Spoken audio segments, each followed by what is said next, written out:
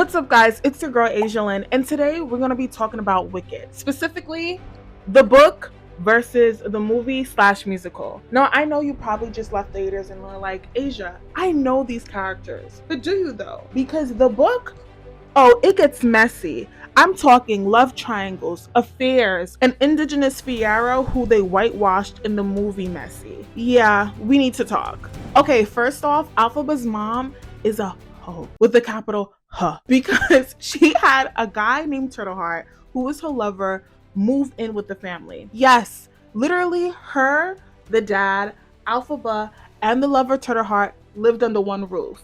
Mind you, this is not even the guy that she had an affair with in the first place to create Elphaba. This is a whole new other guy. Oh, and Elphaba's dad, in the movie, they paint him as this oppressive, strict parent. But in the book, he's actually a preacher. Oh, and plot twist, he falls in love with Turtleheart as well too. Yeah. So it's this like bizarre, weird love triangle going on between the mom, the dad, and there's a random guy named Turtleheart who just shows up at the house one day. Which also leaves us wondering as readers, not only do we question who the baby daddy is to Elphaba, but also to Nessa as well too.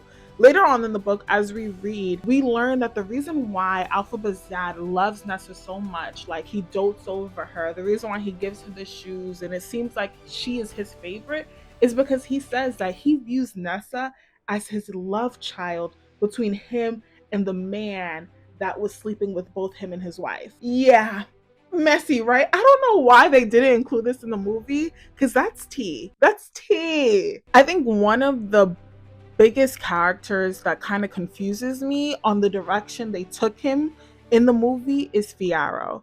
Fiyero in the book is indigenous number one, which is a big part of who he is. Dark skin. One of the characters said that his skin looks like shit. So you'll understand the amount of racism he actually went through. Skin was glittered with diamonds as well too. He comes from a very specific culture that kind of like lives off in like kind of the Goonies, the sticks, and he is just completely different from what we see in the movie. In the movie, Fiyero is this hot prince who everybody kind of dawns over, and he sings and he's good looking.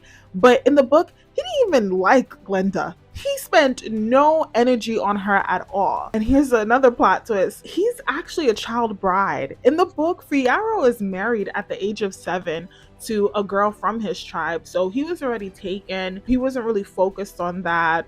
He was nothing. Fiyero in the book is nothing like how they kind of whitewashed him in the movie. I think it's a weird decision as well too that they made his character white on Broadway and in the movie. If anything, Fiyero being indigenous kind of strengthens the story. It kind of makes it a stronger bond between him and Elphaba because Elphaba is a different skin color. She's discriminated as well too. And so is Fiyero. So you would think that they would keep at least that consistent in the book so that you can understand how their relationship is kind of growing together. But I don't know. I really don't know why they chose to do that. The craziest thing in Wicked to me is the relationship between Fiyero and Elphaba. So in the book, Elphaba kind of never graduates Shiz. She runs away, just like how you saw it in the movie. A little bit different than that, though. However, years after, Elphaba and Fiyero end up getting back together. They end up reuniting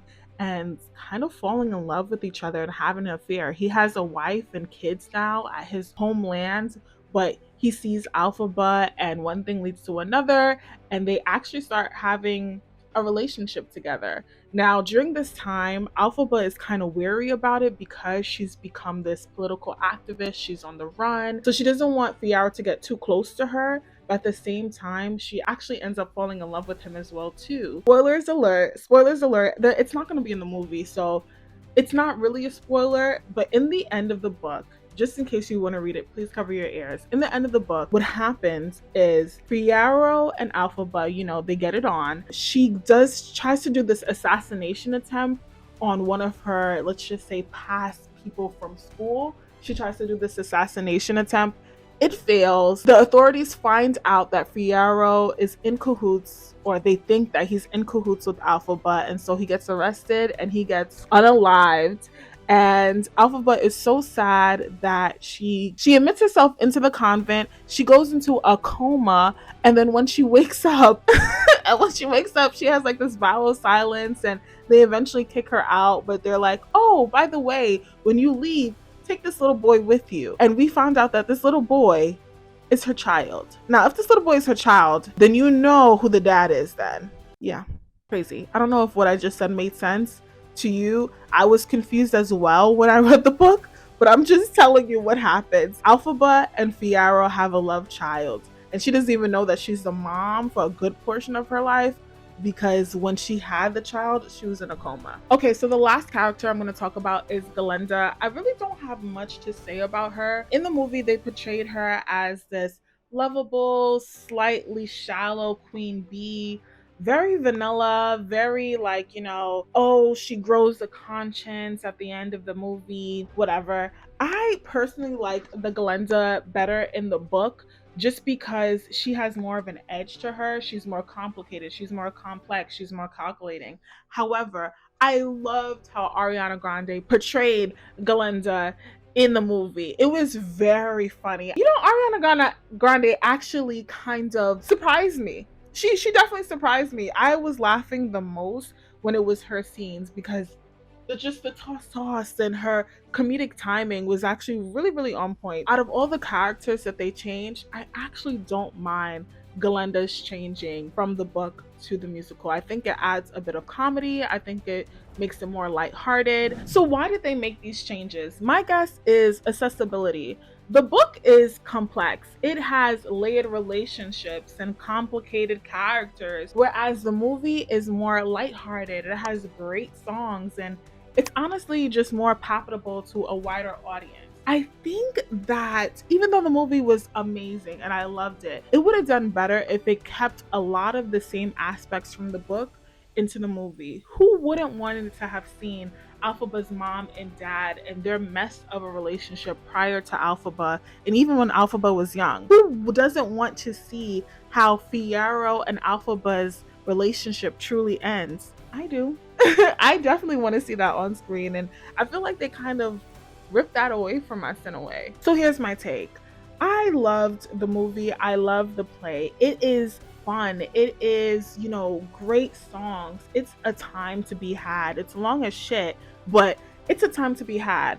But the book is tea. If you like stories where you know deeper things about the characters, if you like world building, if you like all the goodness that comes with just reading a book in general, read the book. Read the book and then watch the movie again, and you're gonna be like, how the frick did this happen? How the frick did this book turn into this movie? Because it almost seems like it's two different things, which is great because both of them are good in their own rights. I just don't see how they got this and said, I'm gonna make this into a musical.